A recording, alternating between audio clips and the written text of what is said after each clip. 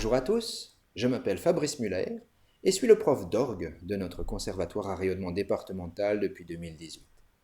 La classe d'orgue est ouverte aux petits et aux grands, adultes et enfants, dès l'âge de 6 ou en tout cas 7 ans. Mais tout d'abord, avant de vous présenter un peu mon instrument, je dois prévenir les enfants qui nous écoutent. Attention, l'orgue n'est pas n'importe lequel des instruments. C'est le roi des instruments. Regardez celui-là, comme il est beau, majestueux. On ne l'a pas encore entendu, que déjà on l'admire. Là, ces deux meubles en bois, si je puis dire, on les appelle des buffets. On y met des tuyaux. Chaque tuyau sert à faire un son, un seul. Et donc, selon que l'orgue est tout petit ou très grand, il y en a entre, disons, une cinquantaine et quelques milliers. Par un mécanisme un peu complexe, de l'air est envoyé dans les tuyaux qui se comportent alors comme des flûtes ou des sifflets. L'air pénètre le tuyau, le son retentit. Mais comment donne-t-on l'ordre au tuyau de fonctionner? Voici notre poste de commande. Il y a des claviers, comme sur un piano. Ici, on en voit 4. Et puis, il y a plein d'autres boutons dont je vous parlerai tout à l'heure. Certains instruments n'ont que 2, voire un seul clavier. D'autres peuvent même en avoir 5 ou 6, mais ça c'est rare. Pourquoi plusieurs claviers? Cela permet de passer comme d'un instrument à l'autre. Écoutez, chaque fois que je joue sur notre clavier, le son change. De plus, je peux décider d'avoir comme un instrument pour la main droite et un instrument différent pour la main gauche. Il y a aussi comme un énorme clavier de piano pour les pieds. Ce clavier s'appelle le pédalier.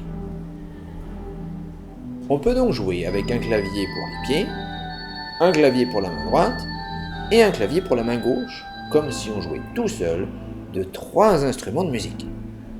Et ce n'est pas tout. L'orgue n'est pas le roi des instruments pour rien. Regardez ces boutons sur le côté. Ce sont des tirants de registre. En les sélectionnant, on peut décider du son de chaque clavier. Pourquoi ce registre a-t-il bougé tout seul? C'est qu'on peut aussi commander les registres avec les pieds par un système qui permet de mémoriser à l'avance quel registre devra être actionné la prochaine fois qu'on appuiera sur le bouton. Ingénieux, non? Donc, grâce à tout cela, non seulement on peut avoir une sonorité différente sur chaque clavier, mais en plus, on peut modifier les sonorités de chacun de ces claviers en cours de route, comme si nous étions chefs d'orchestre et que nous disions « À vous !»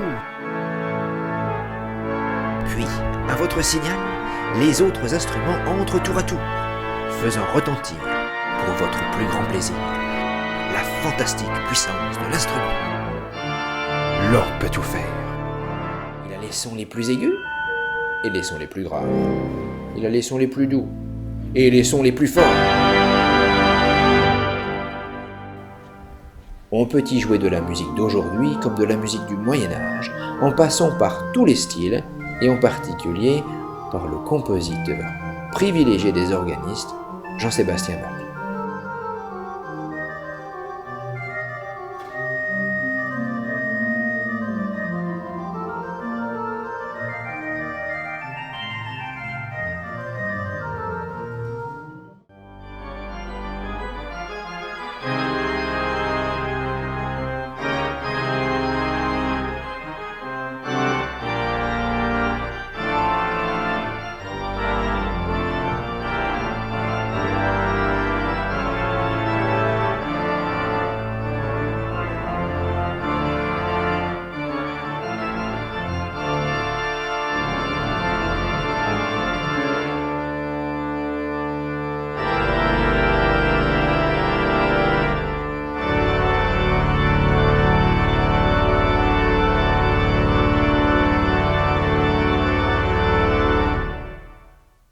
Voilà, c'est donc ça l'orgue, le roi des instruments dont je suis tombé amoureux lorsque j'avais 10 ans.